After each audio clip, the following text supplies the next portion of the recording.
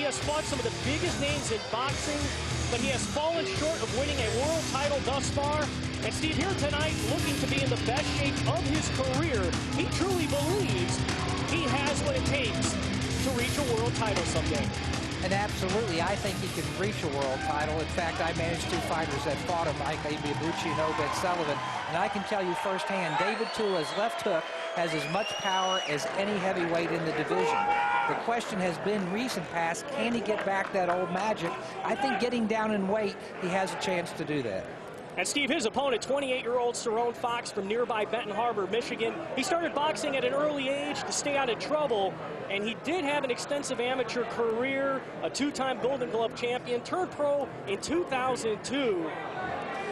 Yeah, and you notice here with the tail of the tape, he's 28 years of age. He's 220, 6 foot. He's a younger than Tua. He's a little lighter than Tua, but don't underestimate him. He's fought some really good fighters. I saw him fight the gold medal winner, Alexander Povetkin, and he did as well as anybody did with him. It's a good test for David Tua, especially when you're facing another experienced heavyweight who's fought top competition. And right now, let's get the official introductions and send it into the ring, and our ring announcer, Andre Kordomash. Ladies and gentlemen, this next bout is brought to you by Carlos Linas International Productions and Blue Cap Promotions in association with Cedric Kushner's Gotham Boxing. It will be contested in the heavyweight division and is scheduled for 10 rounds. Introducing first, fighting out of the blue corner. This man has a professional record of 8 victories, with all 8 of his wins coming by way of knockout and only 5 defeats. He weighed in at 220 pounds and fights out of St. Joseph, Michigan. Please say hello to Cerrone Fox. And his opponent, fighting out of the red corner, weighed in at 234 pounds. He is a 1992 Olympic bronze medalist, a former NABF and USBA champion, and a former world title challenger. He has an extraordinary professional record of 48 victories, 41 by way of knockout with just 3 defeats. Fighting out of South Auckland, New Zealand, please welcome the Tua-man, David Tua!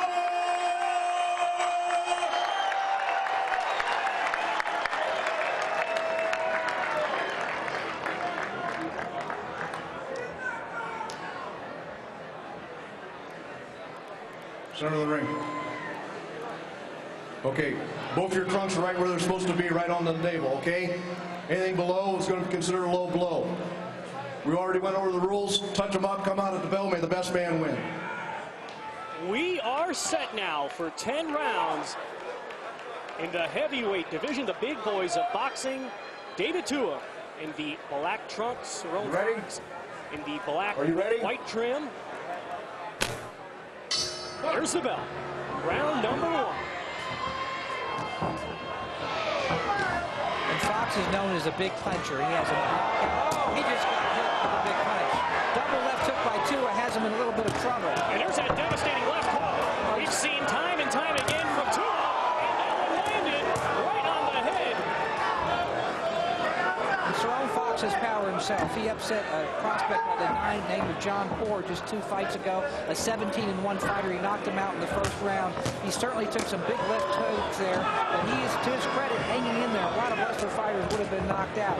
But Tua is beginning to answer some of the questions. Does he have the old fire? Does he have the same activity? He came out there, he threw a lot of punches quick, tried to take out his opponent, and I think we're seeing a rejuvenated David Tua. He has a real live opponent in front of him. It'll be a good test tonight, Tom. Cerrone Fox right now, the right and left of his own.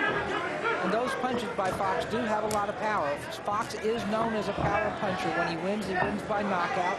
He had an extensive amateur career. He's not intimidated by Tua. So this will be a real test for Tua. I actually think will be good for Tua if he can go a few rounds, knock off some more of that ring rust. David Tua known for stopping fights early. In fact, he knocked out Michael Moore and John Ruiz within 30 seconds. Well, he knocked out my fighter, Obed Sullivan, in 2 minutes, and he had never been stopped before 9 rounds before. He has a tremendous left hook. But the other thing about David Tua, if he doesn't get you early, he can come back late. He stopped Hasim Rockman late. He stopped Oleg Muskayev, David Izon. So he's one of these fighters that even if he's behind 7 rounds to 2, always has the power. And you notice that he just threw a nice... Those shots have power. I can see Cerrone Fox's face from here, and he is visibly grimacing every time he goes. An uppercut, and then a left hand followed by a right by Tua. And he's actually walking in fence post a little bit. Fox does not have his legs under him. Tua has really hurt him to the upstairs, and now he lands a left hook to the body as well. But it's a good systematic first round by Tua. He's showing good arsenal. He's showing both the left and right hook as well as uppercuts and right hands. And what I especially like about Tua here is he's showing good activity. He's also being patient. It looks like he's prepared to either go for a short fight or a long fight, whatever Fox can do. And missing the left hand is Cerrone Fox.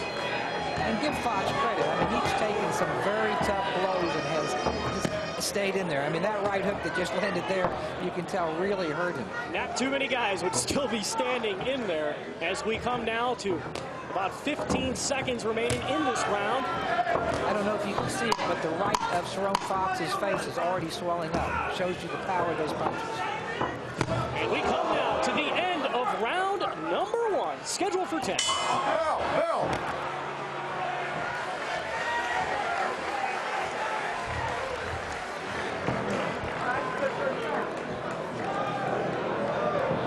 Guy's clumsy. Don't run into nothing, okay? But don't be afraid to get up on him, because once you roll under that right hand, come up with that double hook, don't be afraid to hit the body, you know?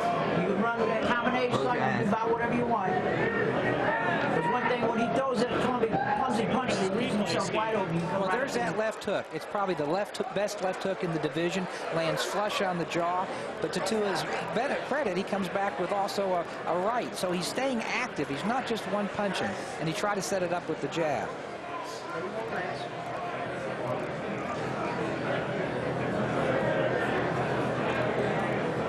A little on the head.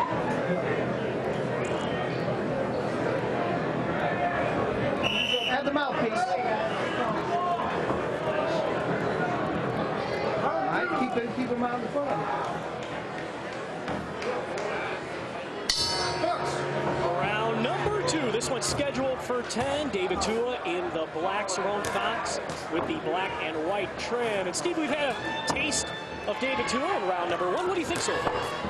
I think it's a good sign. He's got his weight down. He used to fight up in the 250s. He's down in the 230s. I like his activity rate. He has an awkward fighter in front of him. I don't know if you noticed, but Cerrone Fox just turned from orthodox to southpaw about 15 or 20 seconds ago. And he's throwing punches from odd angles, and he's also moving. So it's giving Tua a lot of different looks, but Tua is maintaining his pace. I think it was a good first round. This is the exact type fight he needs. He knows Fox just turned lefty to righty again. So it's going to be a good test for David tonight to see where he is, because he has a live underdog opponent in front of him. And one thing that is evident is that there's a lot of sting behind those punches we've seen from Tua already. But also Fox is known as a pretty good puncher, and he's landed some of those right hands. There goes another one. He bounced off Tua's head. But Looping right hand there. Twisting wildly. Tua is known for a very good chin. In fact, Fox better be careful with those looping shots, because he's going to make himself very vulnerable to that left hook. Yeah, he throws his punches wide, and David throws his straight down the pipe. So I think Cerrone Fox best out. 3, 4, 5, 6, 7, 8. And this fight is going to continue. Well, give Fox credit for getting up. He looked into his corner like he was thinking about whether to stay down. That was a tremendous left hook, and David is known as a very good finisher. And that's it. That's the finish. The referee. 2. No, it's a standing 8. 3. Giving Fox a standing 8 count here. 5. as he's certainly in a whole heap of trouble. Hey, you doing all right? You doing As okay? David Tua, I'm sure, is going to come on strong right here and try and put it in.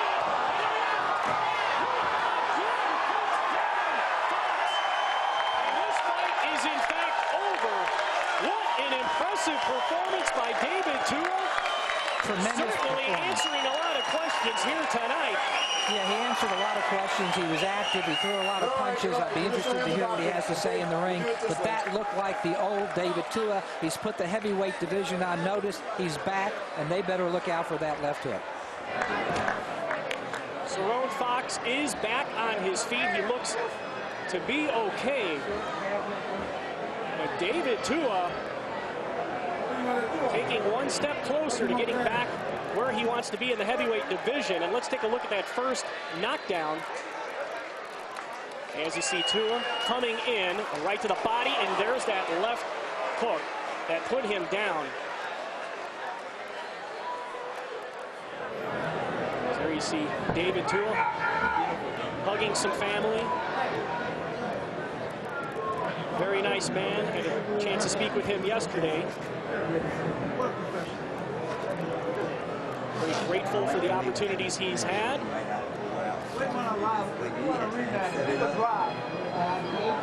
We are certainly looking forward to seeing the progression of David Tua and